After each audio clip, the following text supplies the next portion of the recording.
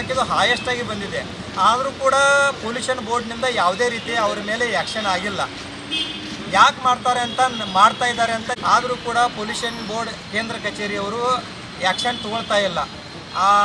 Last time ಅವ್ರಿಗೆ ಹಿಯರಿಂಗ್ನಲ್ಲಿ ಒಂದು ಚರ್ಚೆ ಆಯಿತು. ಅವ್ರ ಜೊತೆ ಕಾರ್ಖಾನೆ ತುಂಬ ಹಳೇದಿದೆ, ಅವಕಾಶ ಕೊಡೋಣ, ಒಮ್ಮೆ ಸಡನ್ನಾಗಿ ಕ್ಲೋಸ್ ಮಾಡೋದು ಬೇಡ ಅಂತಂದರು.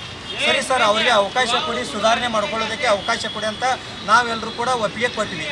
ಆದರೂ ಕೂಡ 6 ತಿಂಗಳಲ್ಲಿ ಅವರು ಯಾವುದೇ ರೀತಿಯ ಸುಧಾರಣೆ ಹನಿ ಕೂಡ ವೇಸ್ಟ್ ವಾಟರ್ ತ್ಯಾಜ್ಯ ನೀರನ್ನು ಹೊರಗಡೆ ಬಿಡಬಾರ್ದಂತ ಸರ್ಕಾರದ ಆದೇಶ ಇದ್ದರೂ ಕೂಡ ಅವರು ಯಾವುದೇ ರೀತಿ ಭಯವಿಲ್ಲದೆ ನೀರನ್ನು ಕಾಲುವೆ ಮುಖಾಂತರ ನದಿಗೆ ಬಿಡ್ತಾ ಇದ್ದಾರೆ. ಇದರ ತಿಳಿಸಿದ್ರು ಕೂಡ ಅವರು ಯಾವುದೇ ರೀತಿ ಇದನ್ನು ಮಾಡ್ತಾ ಇಲ್ಲ.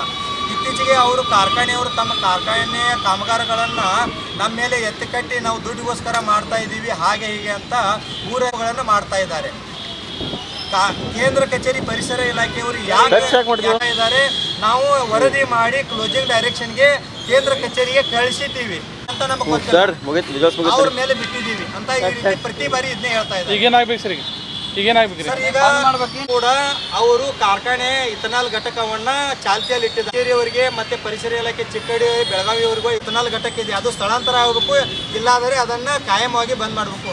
ಅದನ್ನೆಲ್ಲ ಅವರು ಅನಧಿಕೃತವಾಗಿ ಪುರಸಭೆಯಲ್ಲಿ NOC ಅನಧಿಕೃತವಾಗಿ ಪಡೆದುಕೊಂಡು ಅದಕ್ಕೆ ಸಂಬಂಧಪಟ್ಟ ಎಲ್ಲ ದಾಖಲಾತಿಗಳನ್ನು ನಾವು RTI ಮುಖಾಂತರ ಸಂಗ್ರಹಿಸಿದ್ದೀವಿ.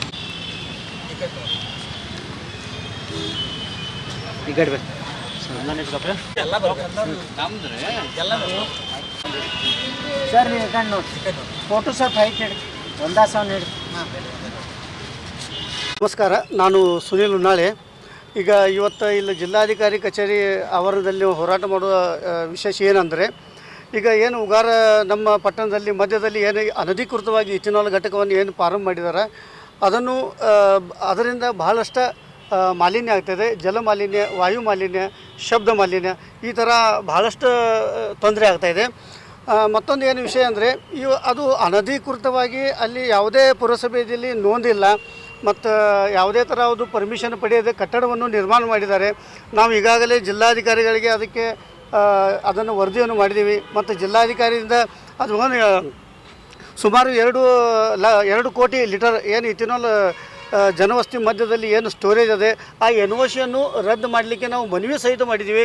ಸುಮಾರು ಹಲವಾರು ಬಾರಿ ಮನವಿ ಮಾಡ್ಕೊತ ಬರ್ತಾ ಇದ್ದೀವಿ.